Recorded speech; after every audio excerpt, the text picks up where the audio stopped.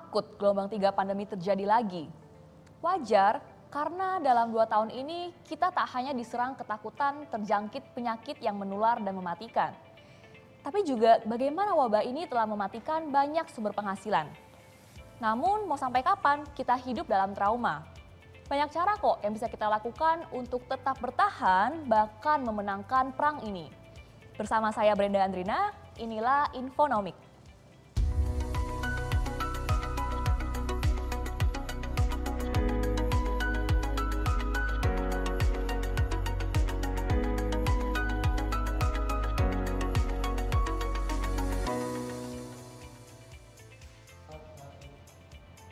Untuk pertanyaan pertama, yuk kita simak video call dari teman kita. Halo, saya ingin bertanya, karena saya cukup khawatir dengan adanya gelombang ketiga COVID-19. Karena berdasarkan pengalaman saya, gelombang pertama dan kedua membuat saya trauma dan banyak rekan saya yang dirumahkan. Nah, pertanyaannya, apa yang saya harus persiapkan jika gelombang ketiga COVID-19 terjadi? Terima kasih. Oke, pertanyaan yang bagus ya tadi ya. Seandainya perusahaan kamu menjadi salah satu yang terdampak, berarti ada dua nih kemungkinan terburuk yang bisa terjadi.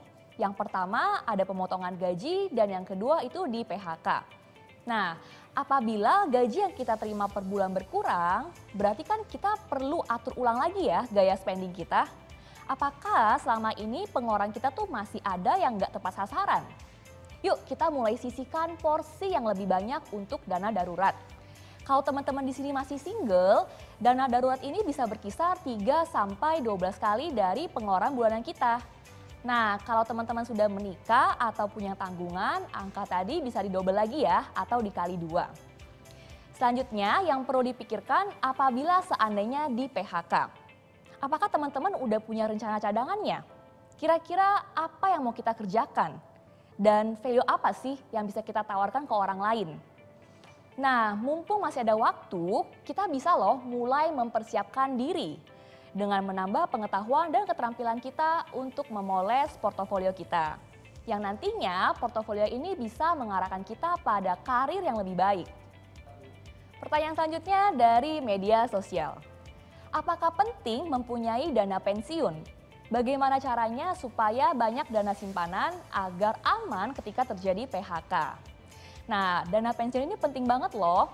Aku sempat baca artikel katanya 70% orang Indonesia tuh nggak punya dana pensiun. Sayang banget kan? Padahal dana pensiun ini diperlukan tuh nggak sedikit loh jumlahnya. Misalkan nih, kita bisa produktif bekerja sampai umur 55 tahun nih.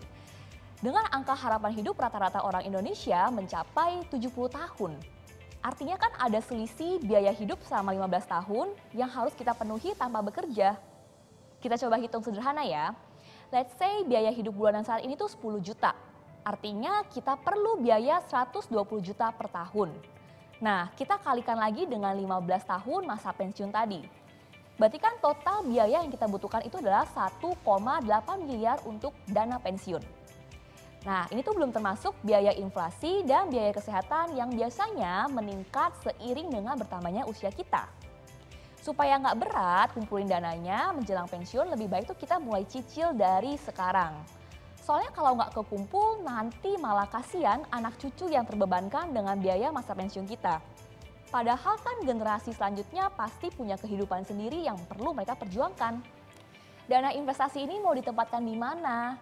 Sekarang banyak pilihan aset investasi seperti emas, reksadana, obligasi, P2P lending, saham, dan cryptocurrency. Pilihlah aset investasi yang memang kamu pahami dan sesuai dengan profil resiko kamu. Selanjutnya masih dari media sosial. Bagaimana cara mengatur keuangan jika terjadi gelombang PHK besar-besaran agar keuangan keluarga tetap aman? Pertama, pastikan pola spending kita selama ini udah benar. Artinya pendapatan kita lebih besar dari pengeluaran. Teman-teman di sini bisa membuat budgeting tiap bulan untuk tracking kemana sih selama ini pengeluaran kita. Nanti bakal kelihatan tuh yang paling boros di mana.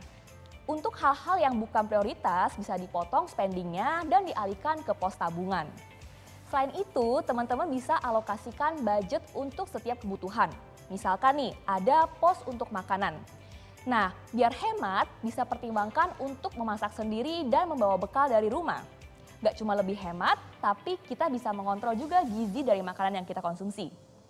Teman-teman bisa pakai alokasi 50/30/20 untuk memulai budgeting ini. Di mana 50% untuk kebutuhan sandang, pangan, papan, dan untuk transportasi. 30% untuk keinginan termasuk diantaranya biaya pendidikan untuk mengembangkan diri. Dan sisanya 20% untuk investasi. Angka 50/30/20 itu fleksibel ya teman-teman. Artinya bisa disesuaikan lagi dengan besarnya gaji dan kondisi masing-masing. Nah, jangan lupa untuk memastikan pos-pos seperti dana darurat, asuransi, investasi juga aman terisi ya.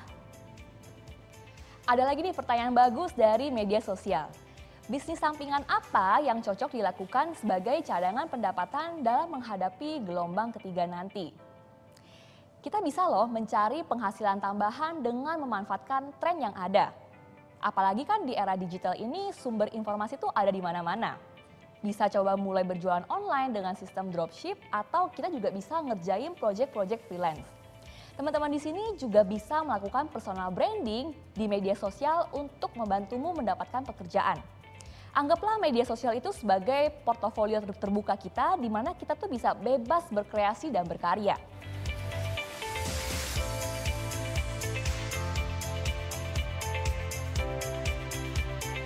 Berhutang itu kan konsepnya the worst case ya, alias pilihan terakhir yang bisa diambil. Berhutang itu boleh dilakukan, asal kita sudah paham syaratnya, resikonya, dan kewajiban yang harus kita penuhi ketika berhutang. Menurutku lebih baik kita pikirkan, gimana sih caranya mencegah supaya nantinya kita tuh nggak berhutang. Mulai dari mengatur keuangan dengan baik, seperti kita punya pola spending yang benar, kita punya dana darurat yang cukup, kita juga punya asuransi, punya investasi biar tujuan keuangan kita tuh on track. Dan yang pastinya kita juga punya rencana cadangan apa yang akan kita kerjakan ke depannya.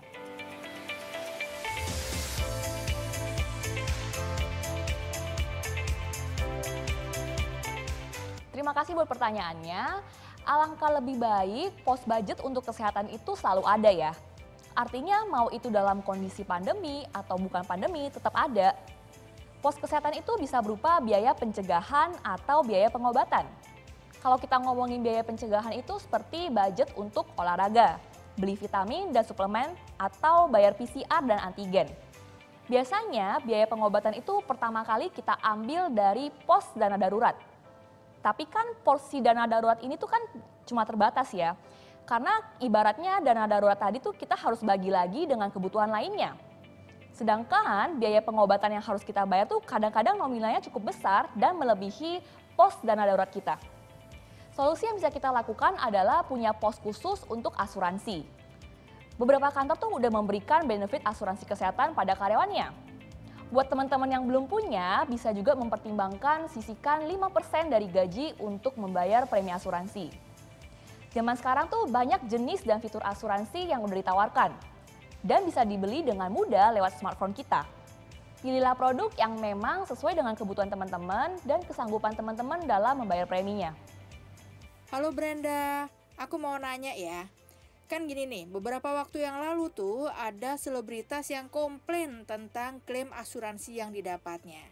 Saya jadi kepikiran nih, sebenarnya seperti apa sih cara memilih asuransi? Terus gimana caranya supaya kita nih nggak merasa tertipu dengan asuransi? Soalnya kan sayang banget ya, sudah bayar premi mahal-mahal, yang didapat tidak sesuai dengan yang diharapkan. Ini pertanyaan yang bagus ya, karena banyak terjadi kasus serupa di Indonesia. Konsep membeli asuransi itu harus sesuai dengan kebutuhan dan kemampuan membayar kita.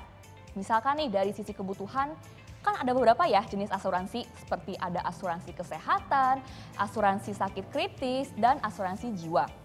Asuransi kesehatan ini biasanya proteksi yang paling basic. Teman-teman bisa tentuin kira-kira pengen dapat tanggungan sebesar apa ya? Apakah pembayarannya mau pakai sistem reimburse atau pakai sistem cashless? Karena tiap asuransi ini punya penawaran yang berbeda. Sementara kalau kita ngomongin asuransi sakit kritis, teman-teman bisa cek dulu nih, apakah ada riwayat penyakit kritis di keluarga kita. karena ini juga jadi indikator apakah kita butuh cakupan untuk sakit tersebut. Kalau teman-teman punya tanggungan keluarga seperti punya anak, bisa juga mempertimbangkan untuk punya asuransi jiwa. Fungsi asuransi jiwa ini untuk menggantikan peran pencari nafkah jika suatu hari nanti meninggal. Pastikan juga teman-teman mempelajari kondisi-kondisi yang dikecualikan yang tertera dalam polis.